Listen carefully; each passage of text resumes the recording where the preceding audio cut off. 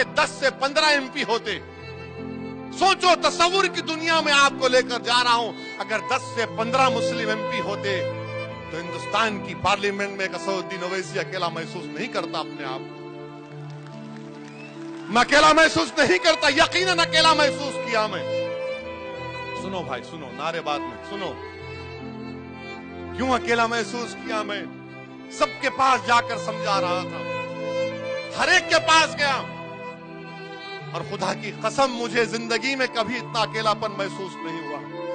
मैंने अपने हाथों से अपनी बाप के जिस्म को खबर में उतारा, उस वक्त भी अकेलापन महसूस नहीं हुआ जब मैं अपनी आंखों के सामने देख रहा था कि मेरी शरीयत में मुदाखलत की जा रही।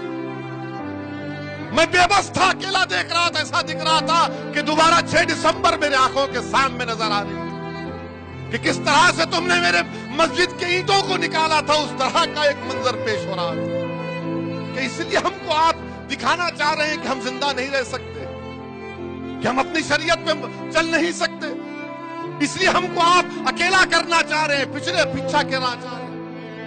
हिंदुस्तान की लोकसभा में जो लोग तमाम सेकुलर पार्टियां, ठीक है मैं भड़काऊ भाषण देता हूं, मैं सबसे खराब आदमी हूं। हिंदुस्तान के अगर 100 करोड़ आबादी का सबसे बदनसीब आदमी है तो वैसे ये ठीक है, मगर ये तो बताओ कि 540 के ऐवान में सिर्फ 4% मुस्लिम MP क्यों जीत के आते। सोचो भाई, ये आपके लिए कह रहा हूं। मुझे शिकवा गिला आपसे है, उन लोगों से नहीं है मुझे, क्योंकि आपको तय करना है आज। अगर आज आप ये सो जाएंगे कि नहीं नहीं वो है ना, आप क्या करेंगे, मुतबादिल नहीं हमारे पास, ठीक है हराओ मोदी को। मैं नहीं कह रहा हूं कि मत हराओ मोदी को, मैं ये नहीं कह रहा हूं RSS को, BJP को मत हराओ, मैं ये भी नहीं कह रहा हूं कि शिवसेना को मत हराओ, मगर क्या तुम महाराष्ट्र के असेंबली में 5-6 दीवानों को कामयाब नहीं कर सकते, जो सिर्फ तुम्हारे नाम पर पागलों की तरह तुम बोलेगा अरे उठ वारिस तो उठ जाएगा, बैठ वारिस तो बैठेगा, भाग इम्तियाज तो भागेगा तुम्हारे नाम पे। बताओ मेरे भाई, कौन है तुम्हारा फिर जिन पर आपने भरोसा किया? वो क्या किए, क्या किए? लोकसभा की उस बहस के रिकॉर्ड को खाकर पढ़ लो आप। हर एक की बहस आपके सामने है, किसी का नाम लेना नहीं चाहता, मगर सब डर रहे हैं, सब डर रहे हैं कि इलेक्शन में जीतना है, हमको हिंदू वोट नहीं मिलेगा।